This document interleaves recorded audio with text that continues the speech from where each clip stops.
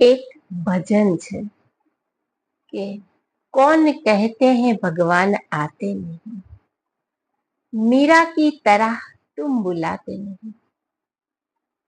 ભગવદ્ ગીતાના અધ્યાય 9ના 24મા શ્લોકમાં કહ્યું છે કે મારા સ્થિર મનવાળા બનો, મારામાં સ્થિર મન હોય એવા બનો, મારા ભક્ત અને મને પૂજવા વાળા બનો, મને નમસ્કાર કરો. આ પ્રકારે મતપરાયણ બનીને મારામાં આત્મા જોડે તો તે મને જ પ્રાપ્ત કરશે. અહીંયા એક શબ્દ છે મતપરાયણ, એટલે કે મત મારામાં, પરાયણ એટલે સમર્પિત.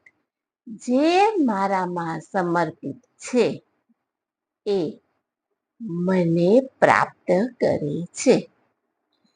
મીરાબાઈ, ગોપી જેવા ઘણા બધા ભક્ત માત્ર પ્રભુ પરાયણ હતા, માટે પ્રભુને મેળવી શક્યા.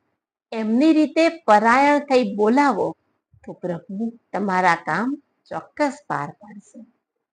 પણ હા, પ્રભુના નિયમે મતપરાયણ ભાવથી સમર્પિત ભાવ રાખી અને પ્રભુને બોલાવો તો ચોક્કસ તમારા કામ પાર પડશે.